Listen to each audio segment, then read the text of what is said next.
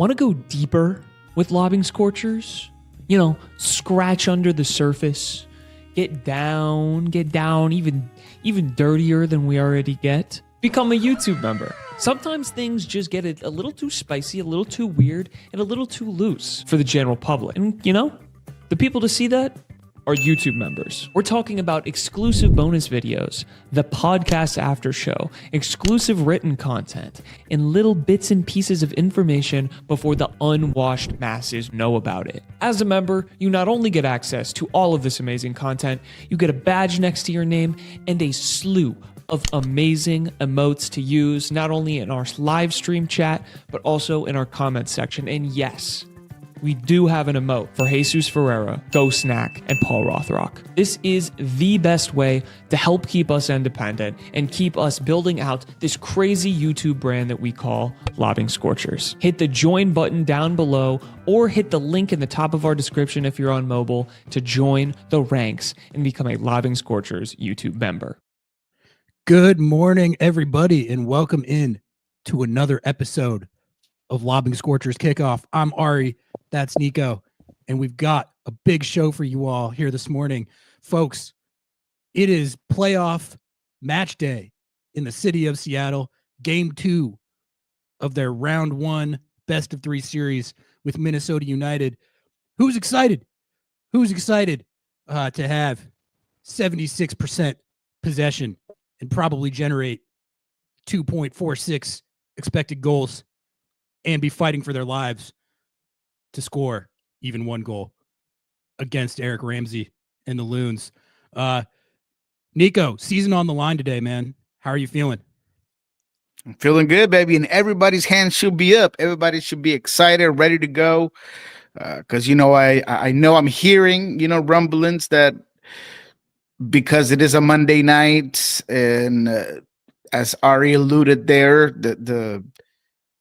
the rival in front of you might make things very difficult to enjoy, and you might at times feel like you're watching paint dry. There are having some difficulties with some attendance. It seems like that, you know, there's still a lot of open seats available. So I'm curious to see what it looks like at Lumen Field today.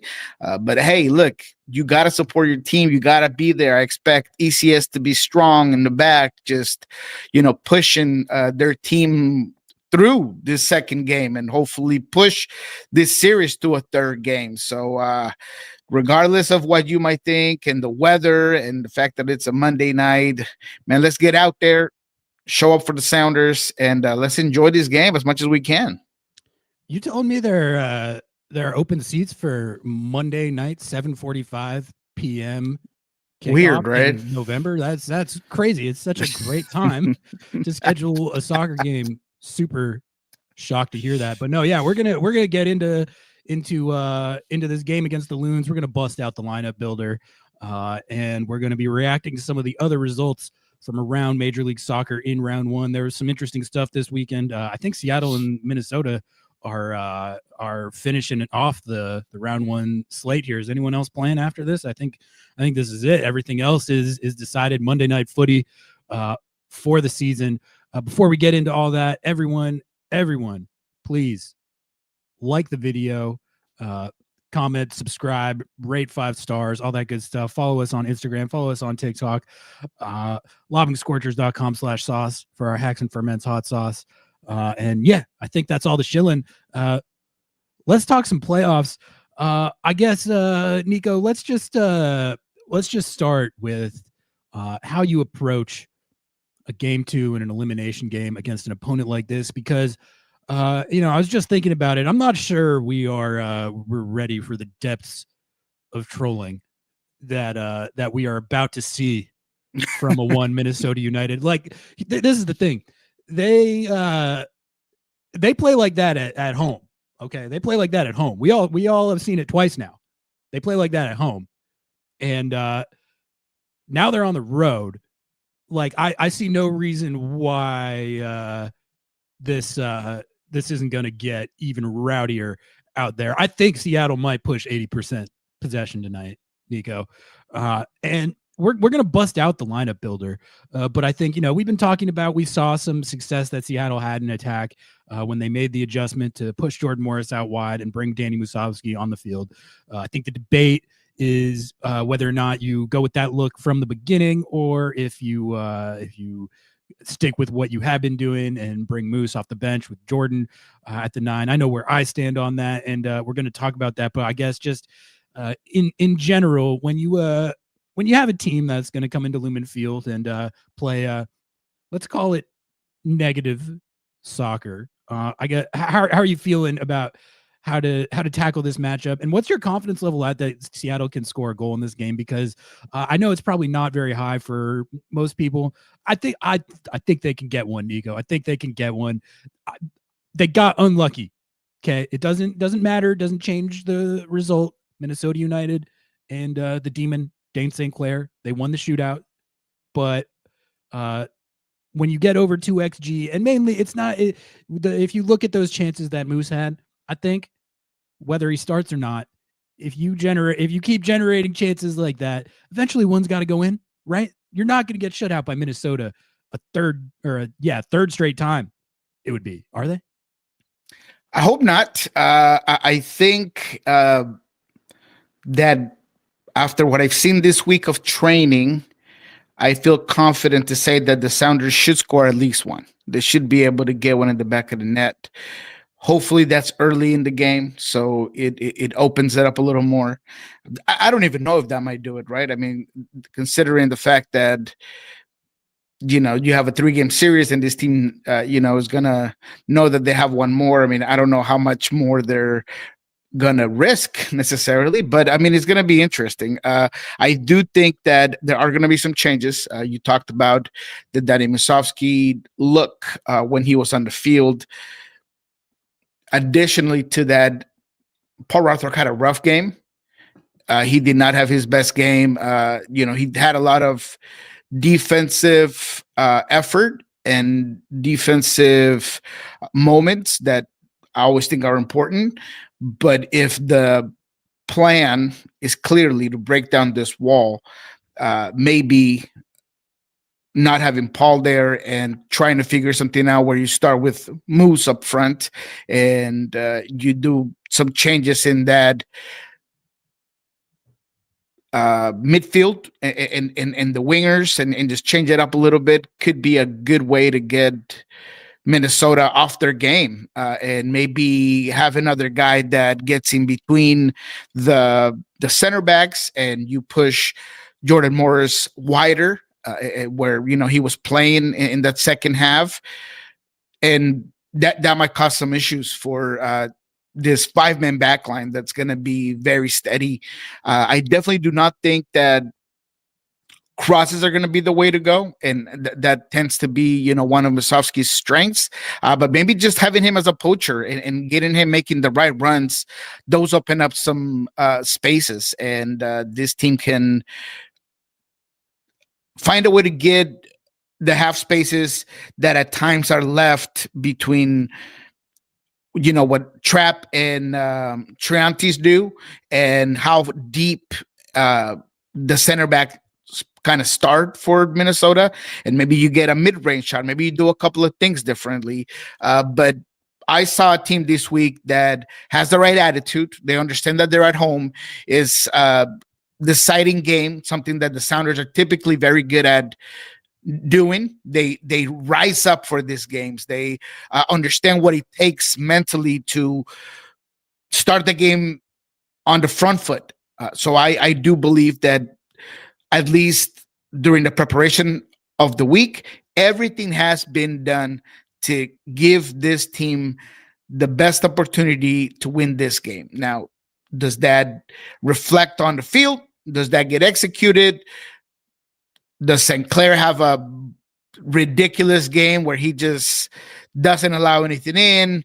The defense have been so good because I think Romero, Boxall, and Jefferson Diaz are just great. They're phenomenal defenders. And so do they have a good enough game that they completely limit the Sounders the entire game? I mean, that's a possibility. But I do think that the coaching staff and the preparation into this game has been the correct one. Colt Fingers says, I think if we think Schmetzer is going to do anything differently, we are crazy. The expected goals number is why he will do the exact same thing. Now let's talk about this, because I know you say that derisively, but like just take the XG out of it, because I know that's upsetting to some people to talk about when there's a big number and you don't get any goals in the game. I get it. At the same time, if you look at the chances that Seattle had in that game, outside of even the two Moose chances, you had Christian Roldan with a header cleared off the line.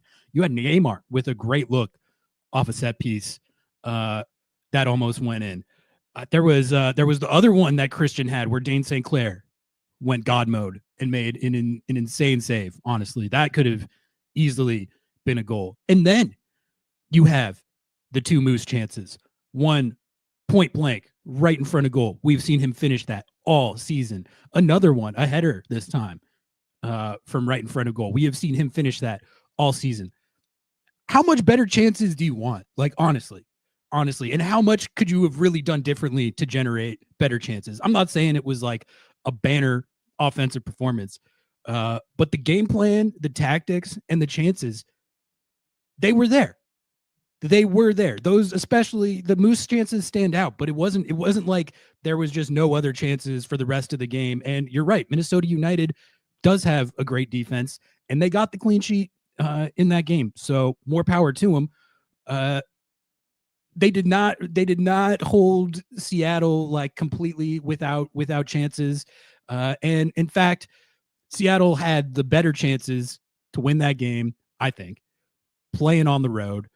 Against a team that is going to play like that, no matter what venue that they're in. You know, I've seen some Loons fans doing the well, Seattle won MLS Cup without taking a shot on goal. So how about that? That was one game.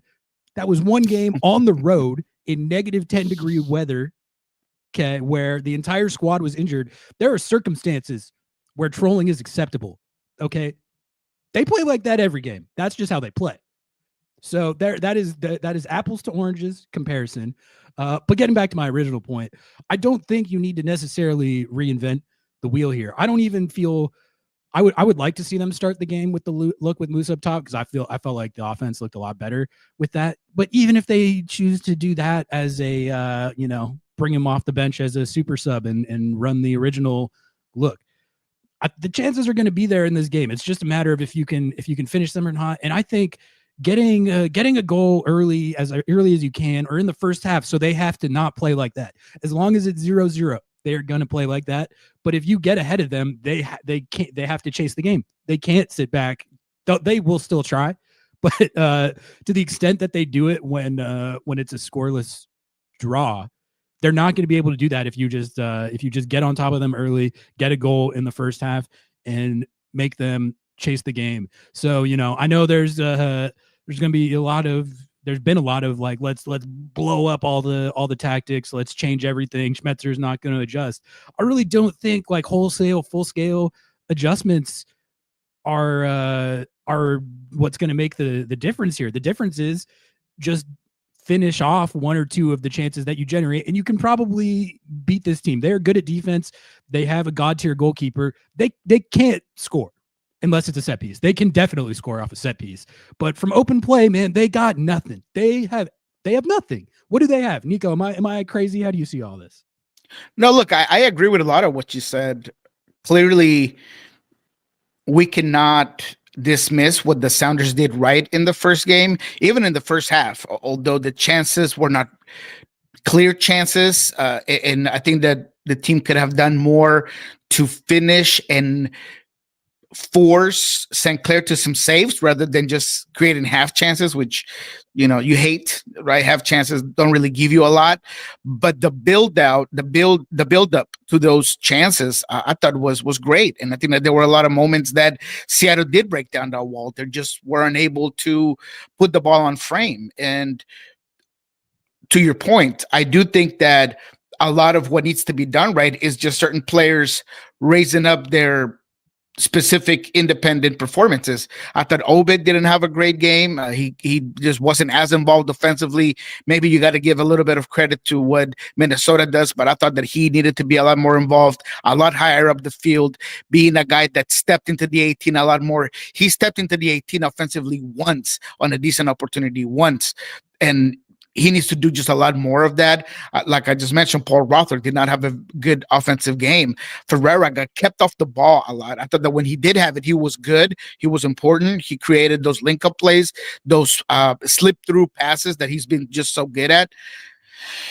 So although I understand where the comment is coming from about Brian Smetzer just being true to his form, his tactics, what he does, I think in this one, after hearing him talk about, look, we need to just have it all on the table. There's nothing that I'm taking off the table. We need to just have whatever it is that we can do out there to win this game. I do believe that there are going to be changes, at the very least, in personnel.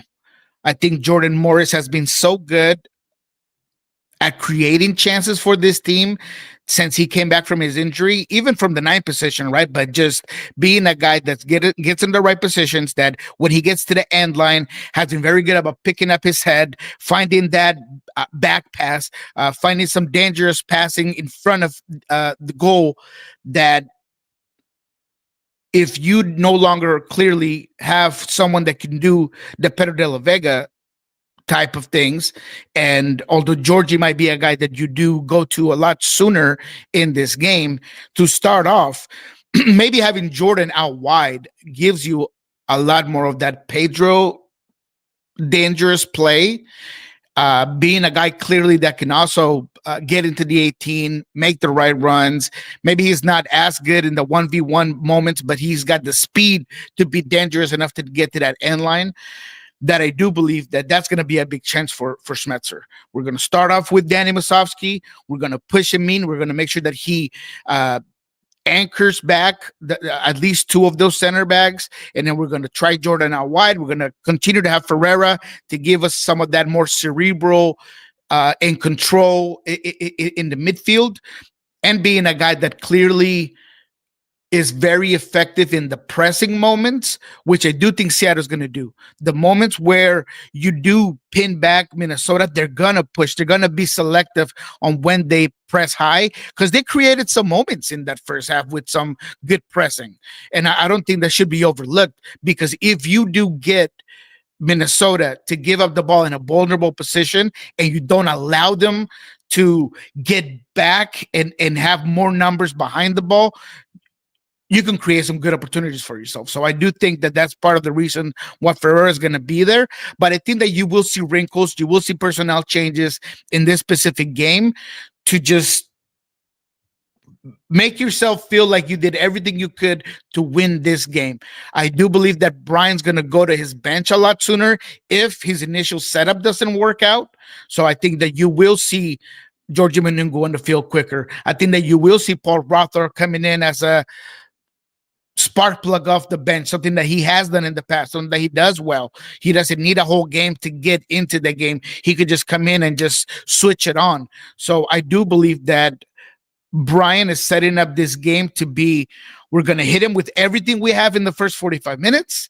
And if that doesn't work, by the 56th minute, we are making changes. We're bringing everything else that we have on the bench, and we're going to try to get this game. Seattle's going to be on the front foot. They understand that. They know that they're going to have possession, but it's going to be about possession with purposefulness, not to mention set pieces. As good as Minnesota has been on set pieces, Seattle created some really good chances with their own. So being able to distinguish the moments where you can affect the game and you could really put this team under duress, a lot of those set pieces are going to give you those opportunities. So just to kind of conclude, I get the comment, but I think that you will see some changes in what the Sounders and Brian Smetzer do in this specific game.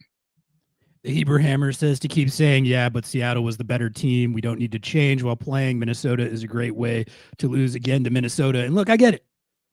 I get it. Like when you're coming off a game that was that frustrating to watch, I understand where the sentiment comes from. But like my question would be to all of you, how much better of chances can you ask for or do you want than the ones that Moose had at the end of the game? How much better chances could you want for your striker that's led the team in goals and who's finished those exact? He hasn't been missing those all season. He's not been missing those. He unfortunately missed 2 in that game. But like the idea, like, oh man, Seattle lost that game because they couldn't break down a packed down defense. It's this guy's fault. It's that guy's fault. Schmetzer can never break down a low block. They broke it down. They broke it down. Like, I don't, just because they didn't score, it doesn't mean that they didn't break it down. Again, you don't have to look at the XG if that's triggering for you. Just look at the highlights of the 2 chances that Moose had at the end of the game, and like tell me like what better quality of chance do you want? Yeah, Ari, I know I get it, but let me play devil's advocate here, because I do get the frustration, and it's clearly the fact that at the end of the day you didn't score. And you were unable to, when you had the opportunities to create better chances, right? I mean, this all goes back to what I mentioned, independent performances, right? That Paul Rothrock opportunity that's created by that link up play and that, positive passing patterns in those intricate spaces. That's an opportunity that should be taken just better. Moose, yes, he does get in 2 good opportunities. I don't know if I could ask him to do a lot more on that header because the ball was coming in so hot. It was that was not as easy as people were making it sound like. That's a tough one. The ball is coming in at pace, so to keep that on frame, you would expect an MLS striker, especially one that's had as good a season as Moose, to still put that on frame, but it was not like the easiest thing of all time when it's coming in with that pace. Right. But then the other one where he puts the ball near post, is that easy? No, but could he have done better? Perhaps he could put it a little bit higher. He could make it more difficult for that keeper to stop it. Sinclair's a phenomenal keeper, but can you change it up on him? I thought that Albert could have used a lot more of his mid-range shot abilities that they didn't do. So I get the frustration. Playing devil's advocate, because like I said, I do believe that the Sounders did not have an awful game. I thought that they did what they could with what they had. And a lot of times when you do have a team that plays so well compact, and I talked to the guys this week, Jordan and Jesus, and everybody's talking about, look, there's barely any room to move the ball around. So when you do get those moments, you got to put them away, right? So that's got to be the mentality going into this game. So that's the frustration from the fan base is, look, at the end of the day, this team has kind of lost a lot of that dangerous play. And we knew it was going to happen. Pedro is a guy that does a lot for you. So what can you do to replicate it? I think that you've done some of it, but maybe Brian could do more. And I think that you might see that with Jordan Morris playing out wide, and so that's what I hope that Oh, am I back? Yeah, you're back. You froze for me for a second. I don't know about everyone else, but you're back now. Yeah, I don't know. I got full bars here, but anyways, just I think people might see a little bit more of that, a more aggressive team, a team that maybe is trying a lot more things. Brian said something interesting. In the first LAFC Austin game, the goal came off of an own goal. It's just a Hollingsted end line pass, just looking for anybody's foot, and he found the defenders. I forgot who. Maybe it might have been Pereira trying to clear it, and he goes in an own goal. Brian kind of mentioned at the end of the scrum with us that he wishes that the Sounders would have just put more dangerous balls into the 18. Georgie scored one of those in the game against Minnesota in Seattle. That's how they got one. You gotta take them where you can get them against these guys. Exactly. Just forcing him a lot more, making him make more mistakes. Even if you have to play a little bit more direct at times and just kind of look for the secondary balls, you got to be able to do that. You just got to be more aggressive. So talking about things that the Sounders could do better, is that just create more moments in that 18, create havoc, just force them to mistakes, be able, don't be afraid to take a shot, even if there is 4 or 5 jerseys behind that, right? I mean, you got to just be able to take those shots. And I think that's what you will see out of the Sounders here today. They scored 2 goals against this team the first time that they played. That was the only game at home that they lost all year, but they did score 2 goals against them. And we went back and looked at the second one on Thursday on Under the Lights, which was a goal that KKR actually scored.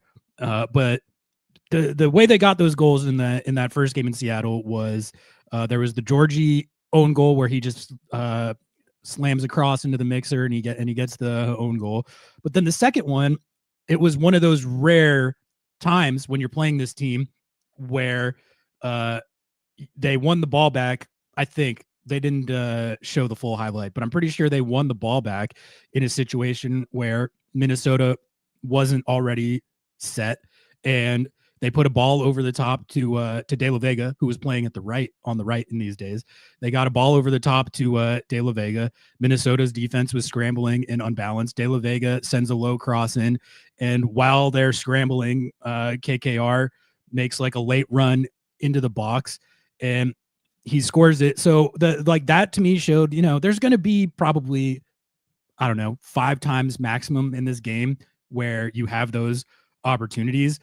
And, it's not easy necessarily to score off those, but outside of set pieces, that's kind of the only way. Like when they have it all set, I'm not going to say it's impossible, but it's just the degree of difficulty on breaking that down is extremely high. It's one of the hardest things to do in the sport anyway. And then you're going against a team that's just so committed to it. It's just not easy. So you kind of gotta get a little creative with it. Maybe you draw some new set pieces, try and beat them at their own game. But when you do have those opportunities, you just got to be clinical and be efficient, because they're going to be few and far between. And if you don't get at least one of those, it's gonna be hard to score in this game. Nico, what do you think of this whole Ramsey ball business? Because we all hate it. It's not fun to watch.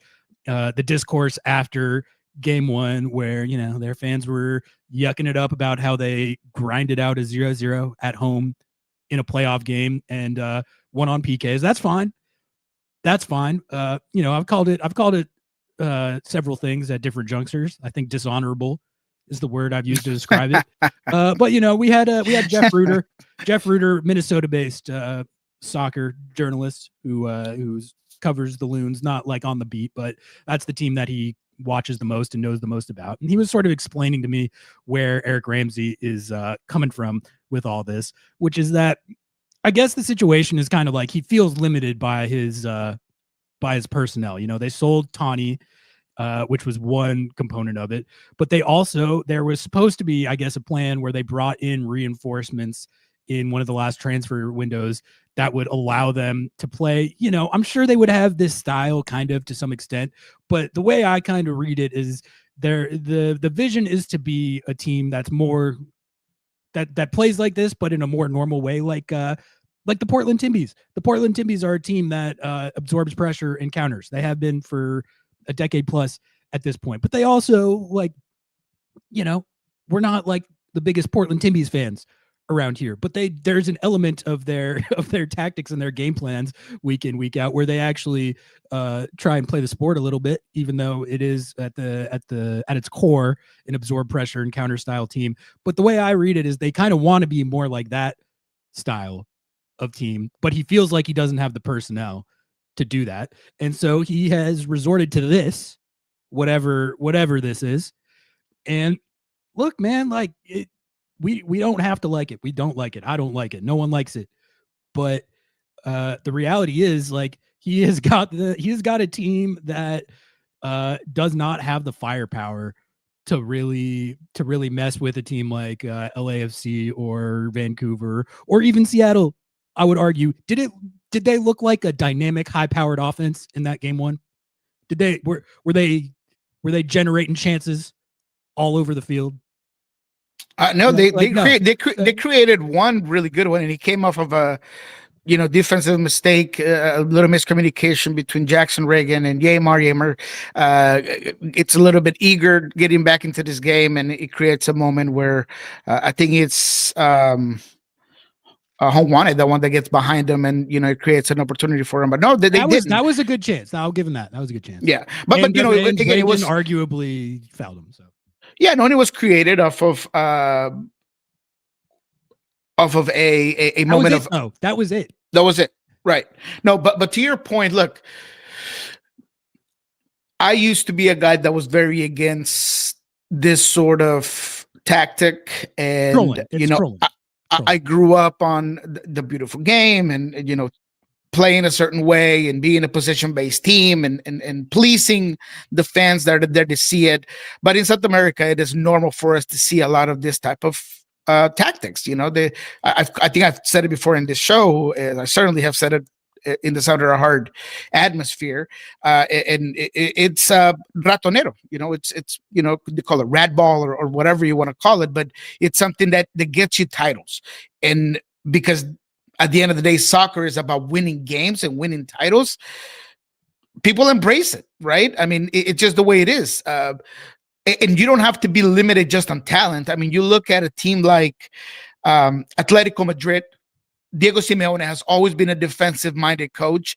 It's not pleasing, it's not exciting, but he's playing Real Madrid. He's playing Barcelona. He's got to be able to give his team a chance to win. So because of that, I don't hate it. I think I admire the teams that can perfect a tactic that will get you wins. And, I said this on Thursday on Soccer Down Here because, it's based out of Atlanta. If I was able to tell Atlanta fans who are dying for just feeling like they're a winning team again and dying for a title and maybe break the curse of the Martino, if I was to let them know, look, I can guarantee you a title next year. You're going to win.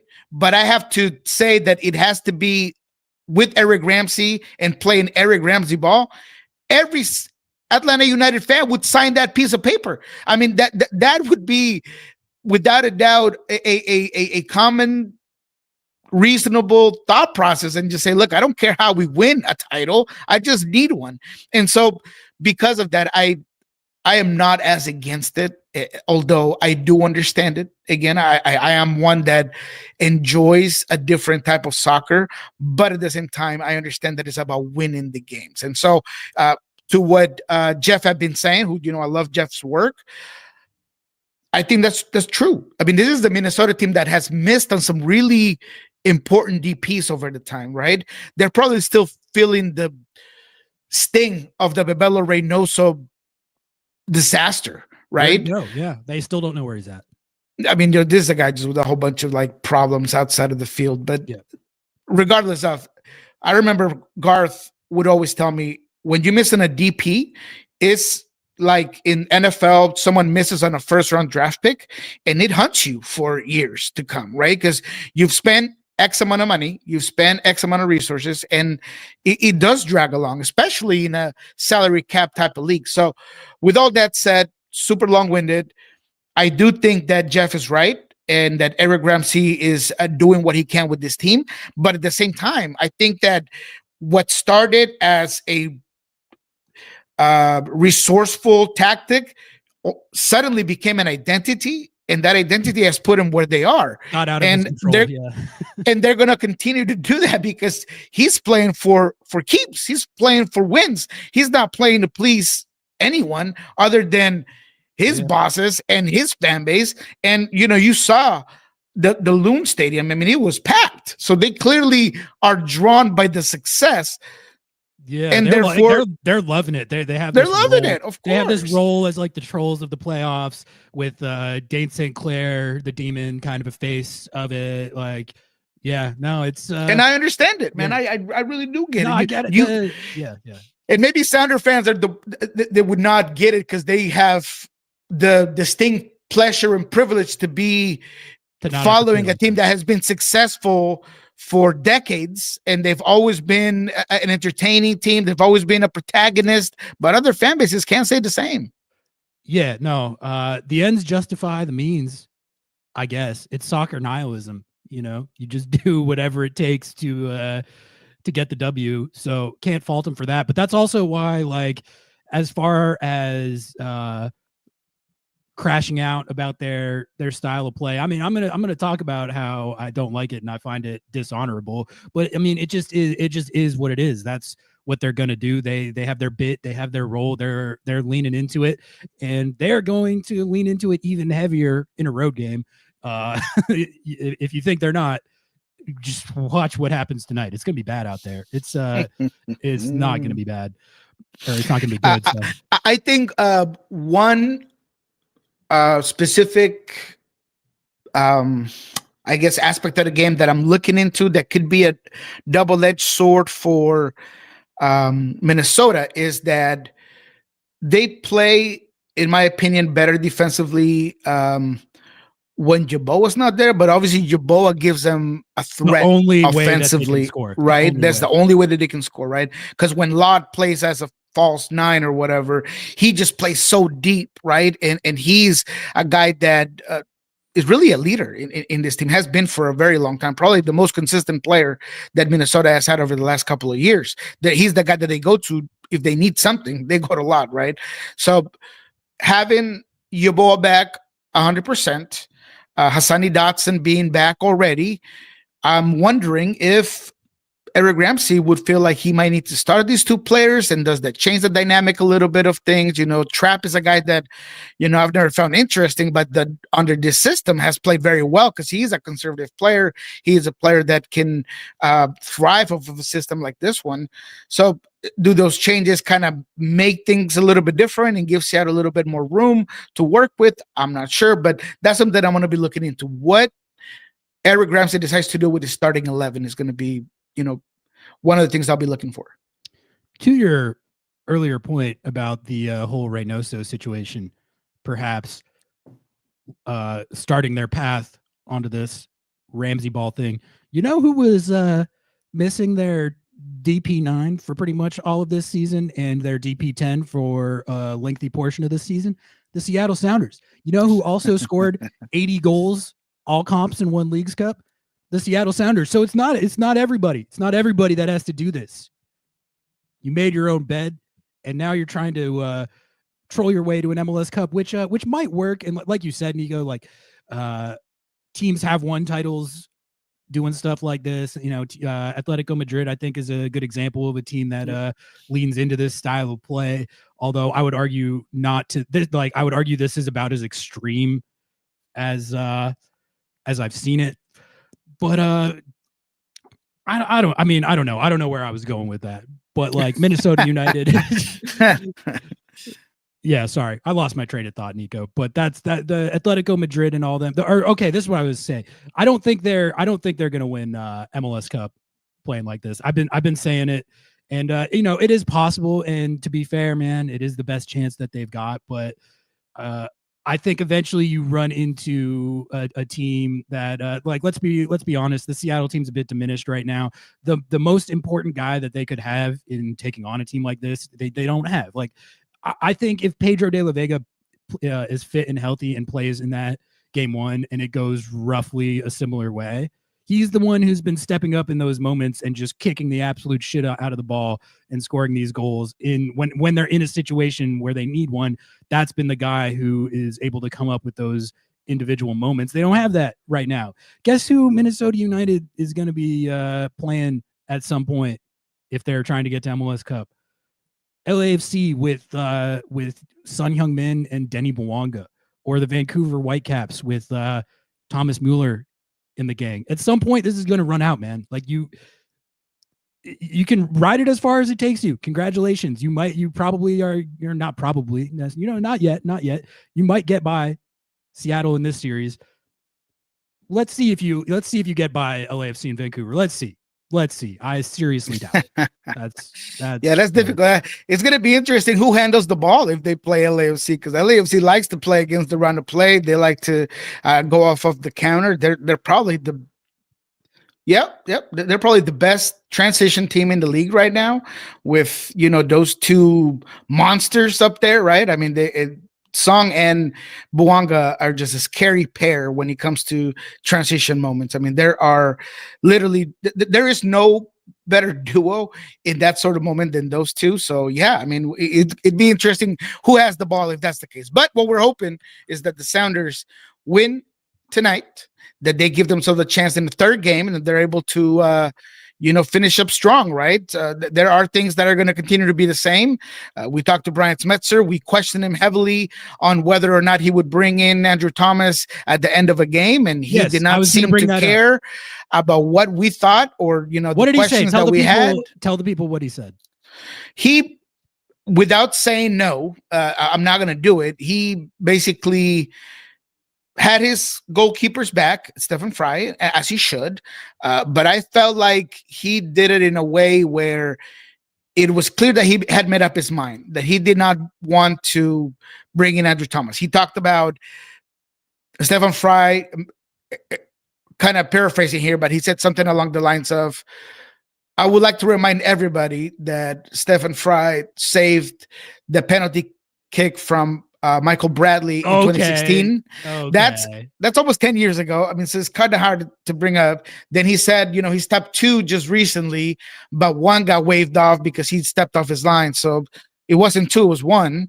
But I think he was doing what he could to just, I don't know, prove his point, prove his case that he thought that the Sounders' chances were just as good with Stefan Fry on goal than with Andrew Thomas on goal. He also said something along the lines of the data on Andrew's is not quite there. So like when the data is a lot more on Andrew Thomas, I also thought that was odd. But I think what he's doing is won 7 out of 8 shootouts. What? Yes, that's the data. What data? That's that's good data. Maybe he's talking about data on a first team level, right? But I mean, I don't know. He's clearly doing both. I get it. And look, both me and Jeremiah, we asked it in different ways, and in both of them, he didn't validate it. He was just kind of like, no. I mean, I think Jo asked it in a way of like, what's the downside? What's the downside of bringing in Andrew Thomas? Yeah, and he just didn't say what the downside were of it. He just kind of went on with what he had kind of mentioned on the terms of the keepers. And, he did say something about the moments that you bring him in and having a goalkeeper that hasn't warmed up going into PKs. And then he kind of shielded himself by saying, look, we brought in Danny Leyva, and he didn't really play a lot, and then he kind of missed his PK, and so is that similar or something like that?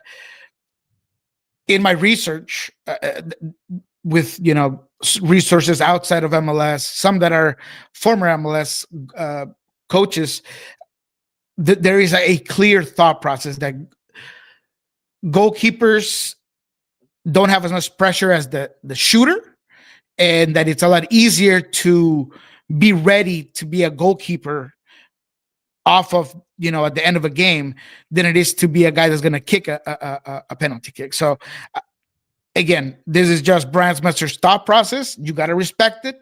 He clearly has won a lot more than you and I have. Yes. But I am allowed to not agree with it. And I don't agree with it. And hopefully he doesn't cost the team. Now, to his point, the first game was not lost because of Stefan Fry. I mean, that we can be all we can agree on, right? Not even in the ballpark of the reasons. And I thought it was silly that people were suggesting as much, but that can be true. And you can also think that subbing in what's effectively your PK specialist, which is something a lot of teams do, gives you a better chance to win than like the data. If we're going to talk about data, Stefan Fry, God love him, 2016 MLS Cup MVP, one of the best, if not the best goalkeepers in the history of the league. He also, it's something like he's faced 73 penalties in his career in MLS play.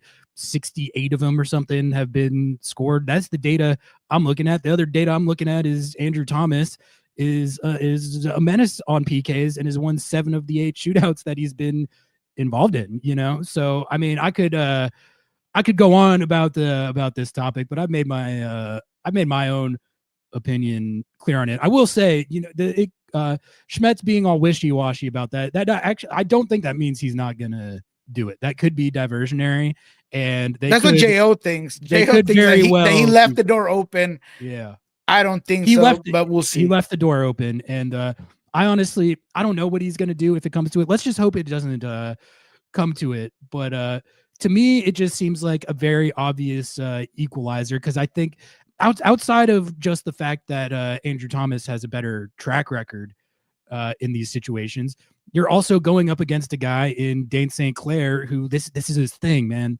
This is his thing. This is what he does. We all saw that shootout. That was a mismatch, man. Like, let's be real. That was a mismatch. You had one guy who was entirely in his element, strutting around the penalty box, going up to the spot. That's not in the right spot. He's not allowed to have that there. Of course, he misses the PK. He's going up to Danny Leyva. If you miss, you lose. And then he misses like that. You're going against a guy who's doing all this shit. Stefan Fry, that's never really been his like disposition or personality.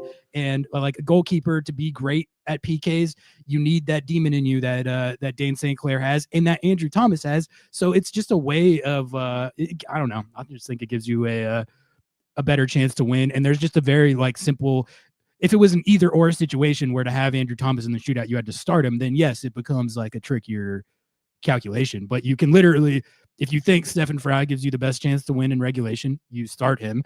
Then you make a sub in the 89th minute where you put your PK specialist in, and that's it. What's the problem? What's the issue? Like it seems like it's Jo made the case of like you're basically telling Steph Fry that you don't trust him.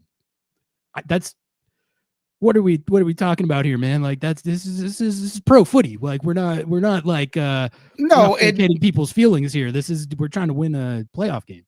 And I haven't asked them directly, but I feel like I know Steph pretty well as an individual, as a person, and he seems like a very self-aware person. He's so intellectual, he's so confident in who he is as a person, as a goalkeeper, that I don't know if he would take it wrongly that you're going with the younger guy, the guy that has clearly been better on PKs. Guys practice PKs all the time. And everybody talks about Andrew Thomas being this very difficult guy to score on from PKs. It's just common knowledge, right? So I would think that Steph knows. So why I don't think he would take it personally, and he might be even in for it, because Steph has always been a team first guy, and he wants to see his team succeed. And if that gives them the best chance to get out of that situation, I think he'd have no problem. He'd be cheering from the bench. Rosie says it wouldn't matter if Andrew Thomas is brought in if the players don't convert their PKs, which yes, that is true. But that is another element to this that I heard. We talked about it. Jo and it was Jo and you, or Jo and I think it was Jo and Aaron that I was listening to, who were talking about the effect that it has on the shooters if it's in their head that they're not confident that the keeper is going to save the other shots. And I think you saw that play out in the game. The example they were talking about was, did you catch how after Jackson Reagan made his PK, he like looked over at Steph and he was come on, Steph, like let's go. And it was not like a come on, buddy, like you got this. It was like a come on, like I just made one, like let's go, please, like save a couple of these. If you don't have it, like the confidence in your mind that the other team's going to have any saved or miss any, then that probably affects you as a shooter, does it not? Yeah, you could say that. I wouldn't necessarily agree completely with it. I just thought that St. Clair won the mental battle when it came to the Alex PK. Usually an experienced shooter for a PK will tell you that you have to put the pressure back on the keeper. So the keeper comes in, he moves your ball, he's complaining to the referee, he's taking 45 seconds out of it, he's getting you off your game. If you see what Alex did, he immediately went back, shot his shot. the way you put that back on him is you make him wait. You just sit there. Maybe you go and you rearrange the ball. You sit there and just look at the ball a little bit. Allow him to just not have that moment where he like took you off your game. Take a second deep breath in, and then you shoot the ball. I felt like he rushed it a little bit once St. Clair did that. Christian Roldan, unfortunately, he got in their heads, man. He got in their heads. So I would put it more on the shooters and not necessarily on, the mental process of whether your goalkeeper is going to stop it or not. And then when it comes to Christian Roldan, I just think he's been lacking confidence on the penalty kicks. He just has. He's in his head as well. He's in his head. Where he put it, the strength where he put it in just tells me that he was trying to force it a little bit. Maybe he switched his where he was going to put it. And at times when you do that, you want to go a little softer. If you see that the goalkeeper has already give you an indication of where he's going, just kind of soften the touch and put it there. He just smacked it. And obviously it hits the post. So I just think that there was more on the shooters, and credit to St. Clair, than anything that had to do with Steph. But I get where Joe was coming, because you do want to feel confident that, okay, I made a mistake, and then my goalkeeper is going to have it because maybe I have less pressure, and maybe that's where he's going. If I know that I got this goalkeeper that's going to make a stop, maybe take my PK a little bit more confidently. But I would put it more on the shooters than on Stefan Frei. At the end of the day, we don't need to add anything else other than what we've seen out of Andrew Thomas in Leagues Cup, what we've seen out of Andrew Thomas in Open Cup, what we've seen out of Andrew Thomas in training, what we've seen out of him in MLS Next Pro. I mean, just the way that he handles himself in between the posts, that's what you want out of a goalkeeper in PKs. And you mentioned it, you alluded to it. Just because we're saying that Steph is not great at that, it's not a knock on him. It's just what it is, right? Yeah. I said this on last Thursday. Shaquille O'Neal was the most dominant player in the NBA, but you knew he couldn't shoot a free throw to save his life. So that's just the whole of this game. But he's still a phenomenal, legendary player. With Stefan Frei, he's such a great goalkeeper in every facet of it, except for PKs, and that's all right. You got to understand that that's the reality. And if you have a specialist, shoot, you bring him on. Give yourself a better chance. Yeah, I fully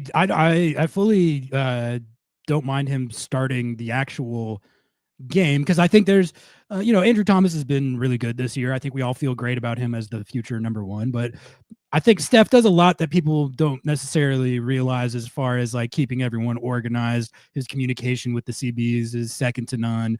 Commanding the box, his shot stopping is elite. All that stuff I think is still true. He might have been like slightly down statistically this year compared to what he normally is, but Jeff and I were looking at the rankings, and he came out as like a solid middle of the pack goalkeeper as far as his underlying numbers and all that. And then so that's fine, it's whatever. But then also you throw into the leadership and communication stuff, and that's who I want out there for a playoff game. But like, it's a situation, I think, where if it does come to PKs, which hopefully it doesn't, you can have it both ways. All right, Nico, let's bust out this lineup builder and project how we think the Seattle Sounders are going to line this up against Minnesota United tonight at Lumen Field. Because I want to give us some credit that last time we went 18 or 19 deep and we missed one out of the whole thing, by the way. Yeah, we missed one of the substitutions that was KKR instead of Stu. But aside from that, we hit it. We hit the 11 and we hit the substitution. So yeah, yes, for the lineup builder. You guys are going to want to pay attention to this, because this is about to be on point. Honestly, I think this is one of the harder ones to exactly predict, because it's a question of do you run your normal stuff, which you had a couple of good chances, but I feel like the best chances you had with your regular 11 out there, one was off a set piece. Christian did have that really good one that St. Clair made a good save. Like, he's beasting right now. He's in form.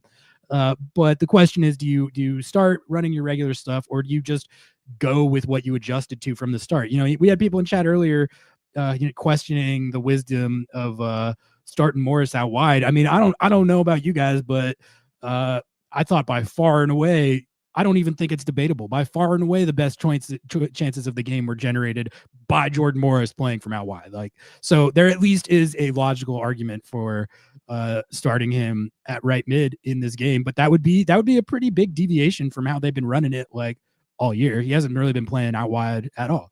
So and I think another argument for it, and look, I get that it seems odd, specifically because Jordan has been working so hard to perfect his craft at the 9, and he has done it well there.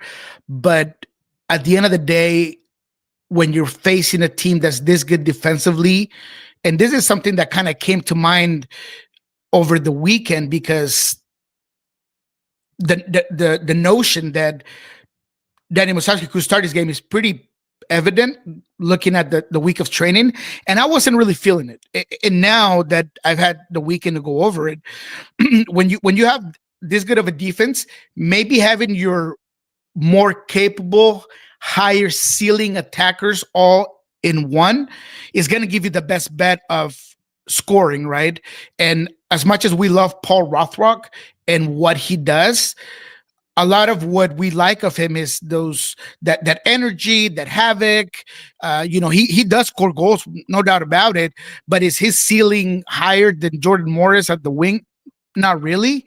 So just think about it that way, right? You're putting your double-digit scorer up top, despite his limitations. You try it, you test it. That's the best you have. And if it doesn't work, then you change back to what you already know. So I think that's another good argument for why Jordan Morris would be a good choice to start off this game against Minnesota. All right, let's go through this, Nico. I think it's pretty straightforward until you get to the front four. I mean, is there any changes from this back six that zero changes? Yeah, I mean, people were saying get maybe a KKR shout. I think in a game like this, Alex Roldan is going to get the nod, and I think that's fine. Like Alex has had a fantastic year, so I don't have any issues with that. I think the only one that I validated, or I thought it was a good thought, was Reed Baker Whiting for Nuhu, and clearly I wouldn't mind that. Only because if the whole point, if you know that you're not going to get tested defensively, and that's number one trait, and you can have someone that could more effectively do overloads on the left side, Reed would be the guy. However, I don't think that that's going to change. I think that perhaps just the peace of mind that if there is a transition moment and you get caught off balance, Nuhu could be there. That just makes it a little bit better for Brian. So I don't think anything changes in that back six. I think the RBW thing is an interesting shout for the exact reason that you just laid out. I do think Nuhu is going to get the start, and I'm cool with that as well. But I will say, if it's a situation where they're in like the 60th or the 65th and it's still freaking 0-0, which is a decently likely scenario against this team, just bring RBW on right away. Like don't wait for it. Like season's on the line here. You gotta, if you're chasing a goal in the last 30 minutes of this game, you gotta be going gangbusters. If you're gonna go out swinging, baby. Go out swinging. Exactly. And that is one thing that playing against a team like this has really underscored that you can respect about the Seattle Sounders, that if they are going to go down, they are going to go down swinging. They're not going to go down playing like this, playing this Ramsey ball. They're not going to do that. So I at least will stand on that. All right, Nico, who do you think starts at left mid here? I kind of feel the same way about Georgie in this situation as RBW. Like I doubt he's gonna start, but get him on early if you're still chasing a goal. I just think this matchup is much better for him than Rothrock. It's a matchup thing to me. But who do you think starting at left mid? This one I kind of struggle with a little bit because if you want Jordan out wide, then Ferreira's dropped. So do you put him to the left? Well, that's kind of the thing, right? So I initially thought that maybe Jordan should be on the left because he is going to be a lot easier for him to cut inside and hit it with his right, his preferred foot. But when I went back and looked at the tape, and what Brian probably wants is just more volume and creation and more opportunities for Danny Masovsky.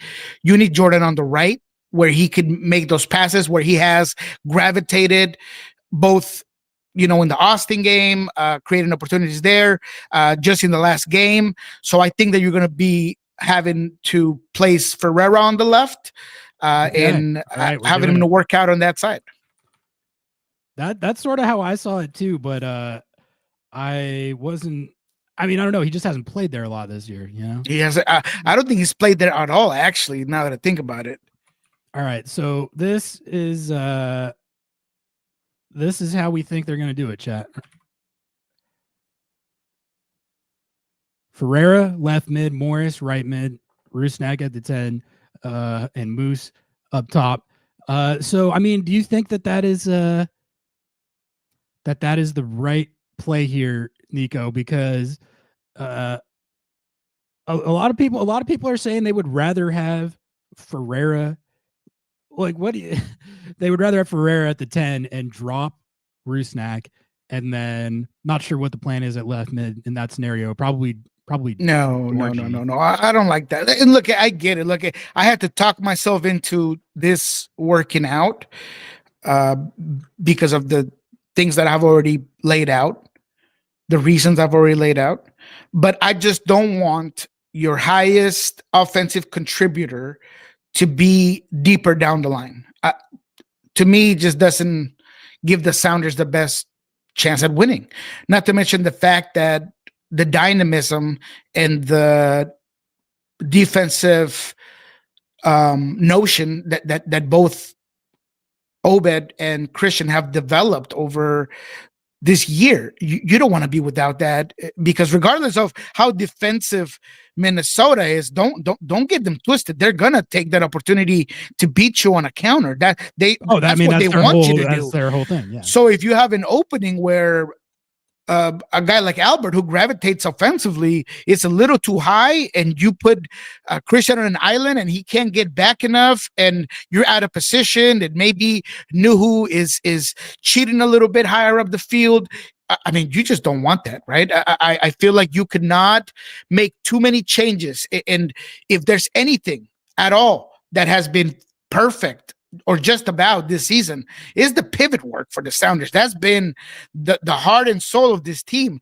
So why change that? Because of what we just said, right? If you're going to go down with your best on the field, go down swinging. You need those two guys there. So I just would disagree with that, but I get it. I understand that we all see the game differently, but I just wouldn't do that. I'm going to say something unpopular as well, but this is true. The other thing with Rusnak and why he needs to be on the field, it's set pieces. That's one of the biggest only ways that you can score on a team like this. And I know the narrative around Rusnak is that he lost it on the free kicks and on the set pieces. I unfortunately have to inform a lot of you that has not been true for like well over a month now. He's been back to being really, really good on set pieces. He's got a few assists off them in the last few weeks. I think his delivery has been really good lately. Especially he can hit them accurately from deeper than most as well. He gives you an ability to stretch those out from range a little bit that Ferreira's set pieces are good. They're solid, but I don't think he can range out quite like Rusnak can. And that's one of those little things that can give you an edge in a game like this. I'm sorry. I know some of you are not gonna like that, but the narrative of like Rusnak's set pieces are bad is I don't know what to tell you. That's not true anymore. It's just like it's literally not.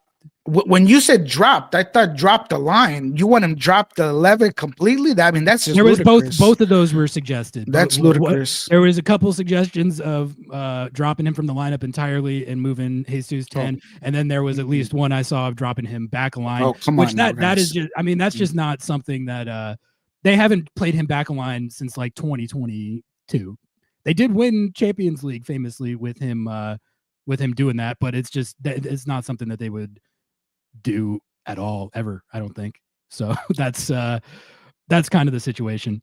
Yeah, no, I know, James. I know, like it's not paying him 2.5 for dead balls. He did have 20 goal contributions this year, but he did. Also, James, come on, James.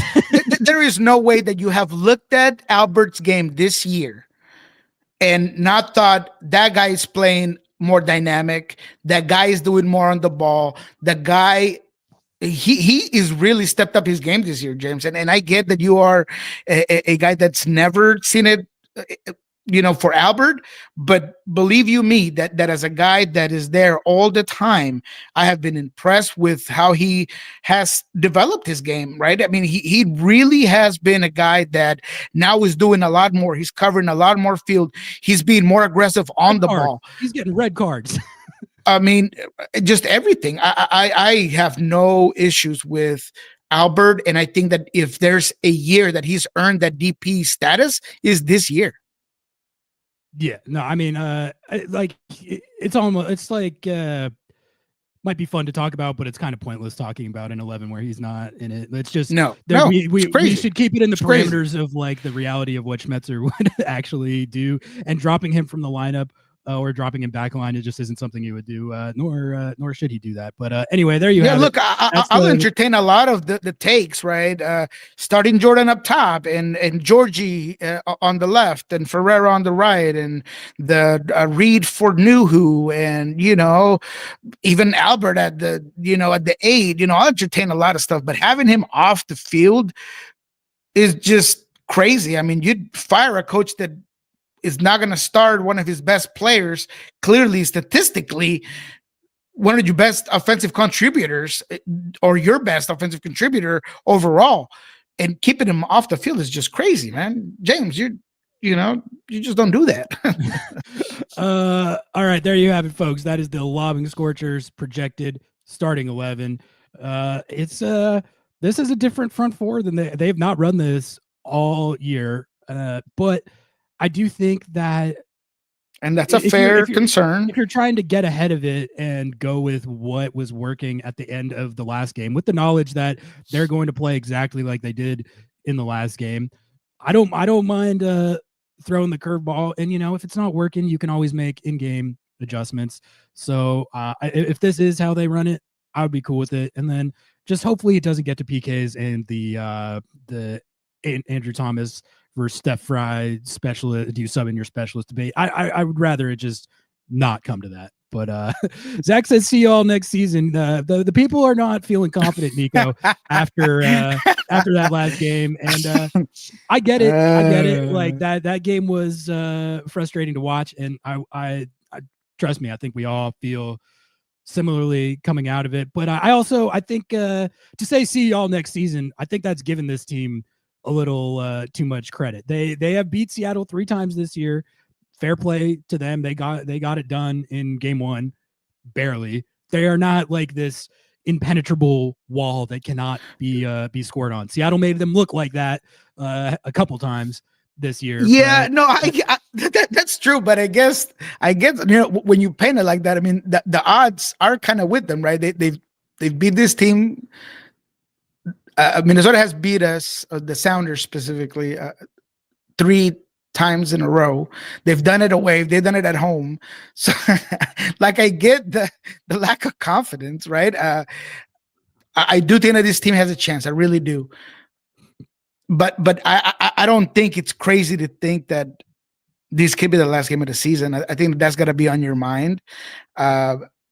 Because they've proven it on the field, man. So it's a tough one. It's difficult because as much as I do believe that the Sounders are doing everything they can to change things up for this game, and I do believe that they have enough to score one, there is just this looming cloud of, if Minnesota is completely unpenetrable today, or if they take it to PKs where they have clearly an edge, there's a lot of things that could go Minnesota's way, man. I mean, there really are. Got a super chat here from James here that I missed here earlier. Sorry, James. We disagree with your Albert Rusnak takes, but we appreciate your support. This one's for you, Nico. He's asking, what's the idea with RBW as a U22? He only makes $158K. I mean, he's obviously going to get a bump on his pay. He is going to get a contract. I'm like blanking here. Did he already get an extension? RBW, yeah, he did. He Yeah. did. Yeah, exactly. So no, I mean, I think he's going to continue to be here. I think that he's going to continue to grow. I do believe in my mind that there's going to be a market for Nuhu in the offseason. So RBW might be your starting left back next season if there is an offer out there that you can take for Nuhu. Nuhu has been great, but a team that I feel like it's turning towards being more of an attacking team. I think Reed fits, and as much as he really needs to work on his game, especially defensively, and more importantly, physically, to take the load off, take the load on of really being an everyday starter, which has been a concern because he's gotten hurt. He hasn't really been able to play consistently throughout the season. I think he's a guy that you're hoping that turns into that develops into that. All right, Nico, just a few minutes left here, and then we'll call it a wrap. Let's talk about some of the other results from around the league, because pretty much everyone else is done with round one. It's Seattle and Minnesota finishing it out tonight. I don't think there's anyone else. No, you got San Diego. Portland pushed it to 3. There's a couple game threes. So wrong about that. But as far as the game 2 slates will be done after tonight. But what caught your eye from round one, Nico? I mean, like you mentioned, the Timbies, they were up against San Diego, and honestly, to be fair, I don't think they're that good, but they've been more competitive, I would say, in this San Diego series than I expected. I think most people expected San Diego to just wax them, and it looked like that was happening in game 1. They were up 2-0, 2-1, and then went up a man for a really long time.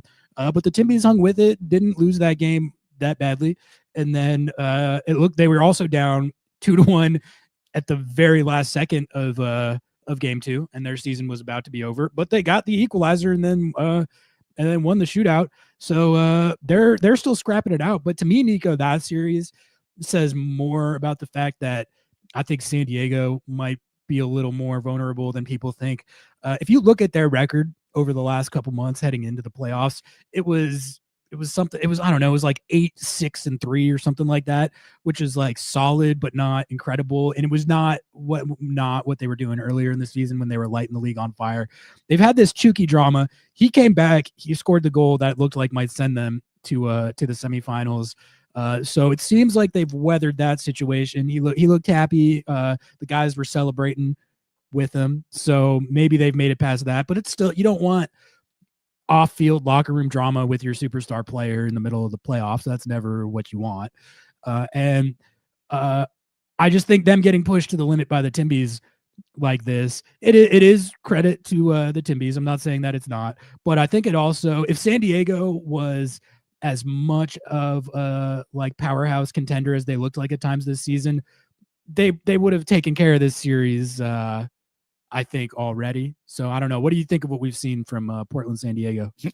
I think if San Diego would have kept Ulowski, that this series would have been over. But the reality is that in both game 1 and game 2, San Diego just struggles to put the ball in the back of the net. In this one, you gotta credit Phil Neville for changing it up completely and doing 2 things. One, playing way more direct to the point where, from the goalkeeper passing all the way through the back line and just fighting for the secondary balls, looking for Anthony consistently, looking for Kelsey, basically putting the pressure on that back line that stays so high for San Diego, and it worked. The other thing is that they were physical and they muddied this game, man. They fouled and they hit. San Diego, the team that thrives on a high tempo, on the rhythm of the game going at a certain pace. There were 13 fouls in the first half. In the first half of this game, and it was just very slow, and they never allow San Diego to really get on a rhythm. And the Timbers with a lot, I think what I would call more desire and want than real technical ability. They really pushed the game far. San Diego, clearly the better team, gets moments where it's the integral passing is 1, 2, 3, 4. There's a through ball, and I think that San Diego got way more chances, more opportunities.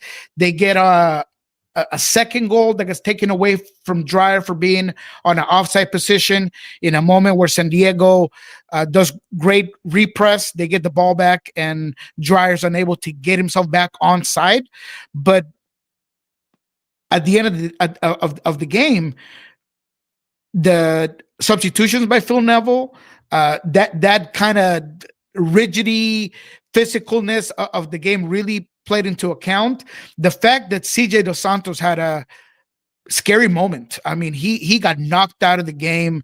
I don't think there's any foul play or ill will by Kelsey, but he puts his foot right on the face of CJ Dos Santos. He's looking for the ball, and CJ goes down and he smacks him unconscious. He gets carted out of the game, and I think that was also a switching moment, a momentum shifting moment for San Diego that depends a lot on CJ.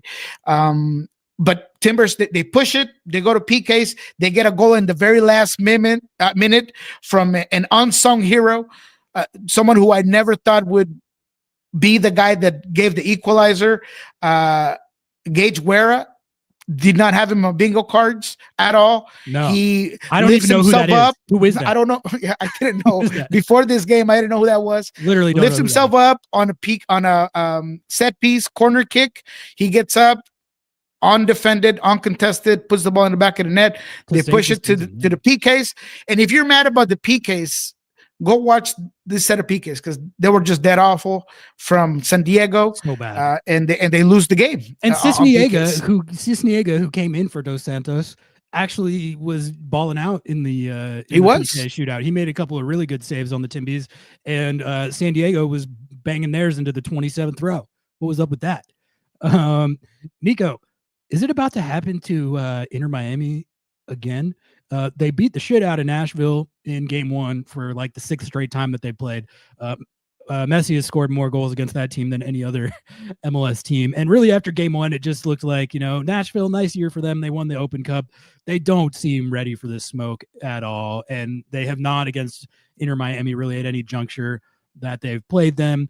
I thought they were going to get sweat. They literally on decision day played at Geodis Park in Nashville, and Inter Miami hung 5 on them.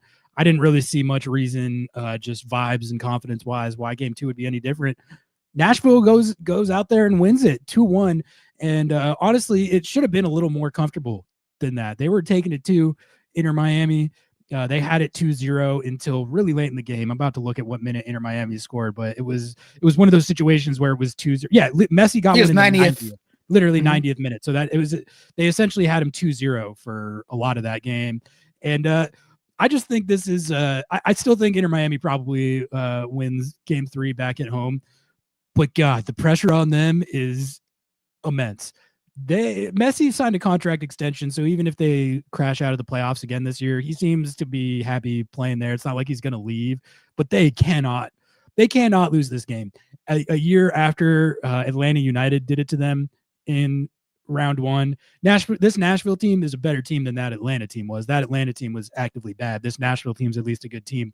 But like, you can't, if you're Lionel Messi and the Barca boys, especially with Busquets and Jordi Alba retiring, you cannot go out in round 1 of the playoffs 2 years in a row, especially this year when you also bottled the Leagues Cup final in Seattle, famously. I still think they're going to win, but like, what do you just make of the pressure that they're under here? This is going to be a fun little game. I'm going to be watching this one. I just think it shows you how unbalanced and how inconsistent they have been, regardless of where they are in the standings. When it comes to just their ability to execute their concepts, they're just a very vulnerable team. And if they really depend a lot on, can they outscore the opponent? And in this one, there were opportunities missed by Agenda. There were opportunities missed by Messi himself. There were opportunities missed by Suarez. And they just couldn't put the ball in the back of the net. And when you do that, and you're a team that lacks defensive composure, Nashville, will take care of business. And I thought that they did. Nashville needs to do better to limit what spaces they give out when they are in possession. Clearly, it's a BJ Callahan thing where they're going to hold the ball and pass it around vulnerable sides of the field, but they just can't give any issues to it. However, I think that if Andy Nahar continues to push as high as he does, continues to give those overloads, there's very little that Inter Miami can do to hold them back, because they just don't have those two-way players. I continue to think that Rodrigo De Paula's meh. I mean, he's just meh to me. I agree. That is not, and he's going to be a DP next year. Yeah, I think Agenda is very inconsistent. No defense there. I think Rodriguez is the guy that's really come up strong. I really like what he does on the attacking end, but another guy that can defend. So he's Allende. He's basically just Allende. That's the same guy. That's right. Absolutely. Agenda 2.0. So it's really a team that, if you can put him under duress, if you can continue to get Mukhtar in the right positions, if your midfield can prevent moments for Lionel Messi to get completely loose, you could limit this team. I have Nashville going through simply because of the components that I feel like a team needs to go over. Coaching, to me, goes to Nashville. Identity and balance goes to Nashville. Talent level, Inter Miami. But the last one is ability to adapt to different situations, and I think Nashville has that. So for those three aspects that I look for teams in the playoffs, I feel like Nashville have, and so I think that they'll beat Inter Miami and they'll get through. Obviously, that goes against what everybody else thinks is the Messi factor, is a team that can't just tear it up, a team that dismantled you in game one.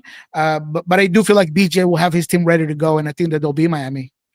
Can you imagine the Suarez crash out that we're going to get if they lose that game? Like, I was watching game 2, and you could tell he was just teetering. He was teetering. Messi on the brink of Messi too, but a Suarez crash out is like its own genre. Crash out, and you could tell that he was getting there. I think I figured out what it is, which is just that, like, he is pathologically incapable of playing in a game where his team is losing without just going mentally fully off the rails. He can't. That's fair. Like, he can't fathom the notion of his team being behind in a game. And if there's any sort of extended period of time where his team has any sort of deficit at all, he crumbles. He goes full crash out. And we saw what full crash out means. And I think that if they lose this game at home, we might get like another really good Suarez crash out. Who knows what that guy is going to do? He could bite you, he could spit on you. It's anyone's ball game at that point. And if they lose this game to Nashville, he's going to be in that place. You did have the Philly Union taking care of Chicago, an unceremonious end to a Chicago Fire season that we had, they were Noah's dark horse MLS Cup pick, which I thought actually wasn't a bad pick. Like, they were looking really good down the stretch of the season and had momentum coming into the playoffs and pushed Philly to the limit, honestly, in Philly in game 1. Unfortunately, they became the Chicago Fire again in game 2. But I will say, I was thinking about the Chicago Fire season, and the step forward they took forward this year was actually meaningful. I think, like, they're a serious team now. Like, they're an actual team. Like, if the way I was thinking of it was last year, Seattle played Chicago last year, and going into that game, I was literally like joking around about how not worried I was about the game. I even said, I was like, they're going to score first and don't even consider worrying about it. They will blow the lead. I guarantee you, if they score first, they will not hold the lead. And that's exactly what happened in the game. So they basically went from being a meme team to now they're like they became a real team this year. And for them, that's like an important step. Yeah, what I would say is that, people were trying to put it on Greg Berhalter and all these things. The reality is that this was his ass off. This was a game of a tale of one half, and that one half was affected by Brady being unable to go at goalkeeper and Jeffrey Gall having one of the worst games a keeper can have 2 giveaways with the ball at his feet. One that he gets dispossessed. The goalkeeper gets dispossessed in the 18, puts the ball away. The second one holds the ball too long, tries to clear it, that the clearing gets blocked, and he gives another easy goal. I mean, you cannot win a game when your substitute goalkeeper is having those sort of issues. And Philadelphia's a team that they're going to take it away if you give it to them. Yeah, that was so bad. That was one of the craziest goalkeeping performances I've ever seen. But all right, folks, unfortunately, I got to take off now. But thank you all for tuning in to another banger episode of Lobbing Scorchers Kickoff. This is it. This is it, folks. This could be a wrap for the 2025 Seattle Sounders. If it is, hopefully that's not decided in PKs. I can't watch Dane St. Clair strutting around the Lumen Field turf like that. But that's it's very possible. There's a very real possibility that the regular season will end tonight for Seattle. If it does, I mean, we won't be going anywhere. We'll still be covering the playoffs. We'll be jumping into like off-season content and stuff. But I don't even want to talk about that right now because there's still a game to be won and a game 3 potentially to be played. Who's excited to go back to Minnesota? More Ramsey ball. Woohoo! Gonna be fun for everyone involved. But I'll catch you all at Lumen Field tonight, and we'll see you for the post-game live. Catch you all there. Love you all. Peace. Some people come to Lumen Field for the tactics, for the soccer, the atmosphere, and some come for Paul Rothrock's hair. Me personally, I come for both, because I have agendas to push. Live soccer isn't just better, it's way more personal. From making friends to becoming the guy in your section that's just constantly yelling about advanced statistics. Get tickets to any Sounders match by visiting lobbingscorchers.com/tickets. You support the pod, our agendas, the vibes, and the chaos.